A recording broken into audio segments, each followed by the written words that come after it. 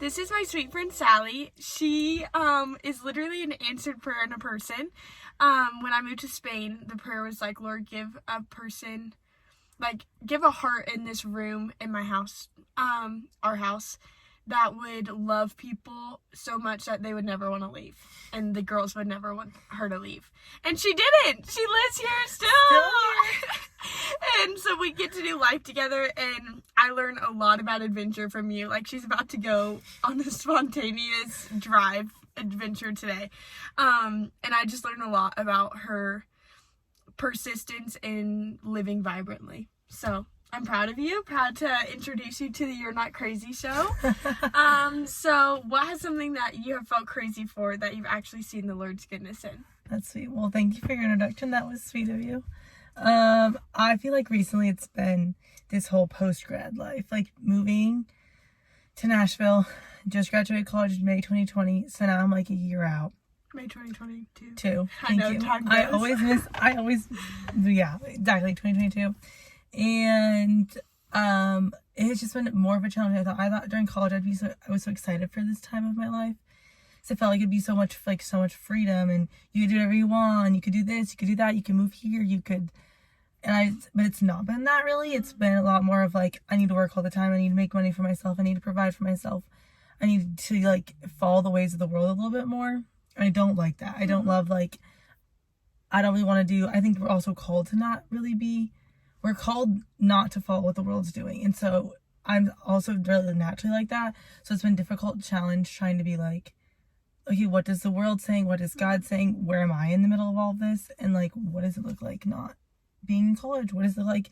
So much of your life is just so set up for you. Yeah. Like, you go to school, and you go to school, then you go to school, and then you're like, okay, now do whatever you want. And that has been scary. But I think the Lord has obviously shown up a lot. I've also just seen him push me in ways, like even being here in Nashville was such an answered prayer, and like being in this house, which was an answered prayer for you and an answered prayer for me. So I've seen him definitely show up. And like even the job that I'm in, I'm working as a kids director at a church, and like I know that was all his doing. Yeah. And so, but sometimes it's still like, Lord, I'm still why am I here? What am I doing? But I know his goodness is still in it, but it just can be kind of a challenge sometimes. Yeah. What's the like biggest pain point in that process of like, what is like when you wake up and it's a heavy day, like what is the heaviest that you carry? I think it's like, am I doing the right thing? Is this what I'm supposed to be doing? What's my purpose? Like everything just seems like such a bigger question mark. It's like reading from a 10-page menu. Like you've got all these options, but you kind of narrow it down to one for a little bit, but like you don't, it just seems so much of a question mark. Like you think you're doing the right thing, but maybe you're not. That to me is the hardest. Waking up being like, am I doing the right thing? What should I be doing? Like I just love questioning myself and questioning. I was honestly like questioning the Lord of where he's brought me, which I don't like. That's frustrating to question what he's doing and just to not be like, why don't I just trust you? Why do I have so much doubt? Yeah. Against what you're doing, and that's honestly so frustrating. So I hear you. It's like we were talking, I think I taught you and Kennedy the word analysis paralysis the other day. Yeah. Of like when you have so many decisions that it's like and that's the only response. But something my mentor really challenges me in, and praise God for her. Shout out to Stacy.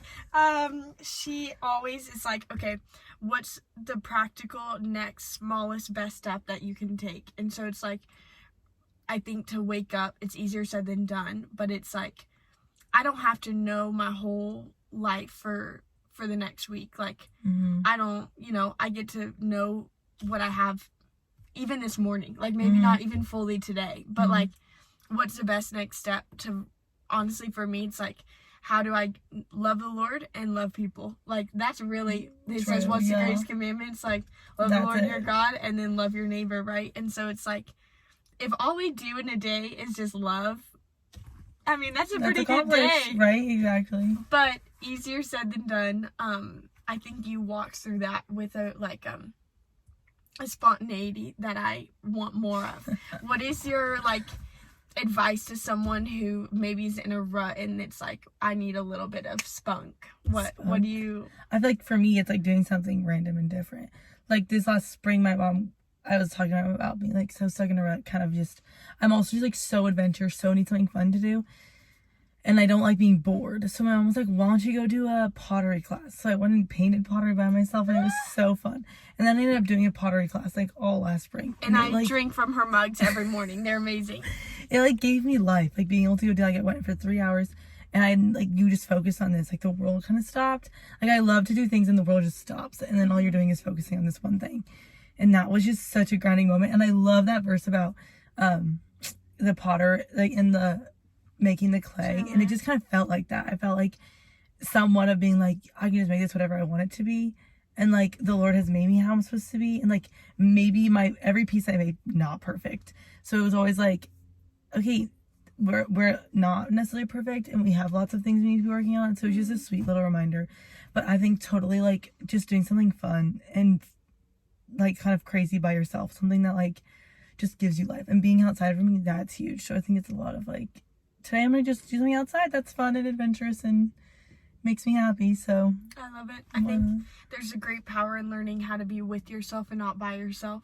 Mm-hmm. And like you do that well. Like I think a lot of people are afraid to be by themselves, but like yeah, that's fearful because, or like fear inspiring, because we are humans made to belong. But it's like if I'm by, or like if I'm with myself, then I'm belonging. Like I am settled in my own skin, and that's pretty awesome. And it was sweet this morning. I was like praying about it, and I just felt the Lord being like, well, let's hang out today. What are we gonna do? Like it was like more of like not even by myself. It was like, okay, I'm gonna go hang out with the Lord today. It was gonna be a time of like lots of prayer and lots of just conversation, and like that is exciting and sweet. So I love it tons. And a mystery of what it's gonna be like. So I'm like, Lord, you got this. You're in charge. What are we doing today? And how fun that is, like that the creator of the world wants to spend time with us. What? I know. Like he wakes up and like, let's just hang out. Yeah.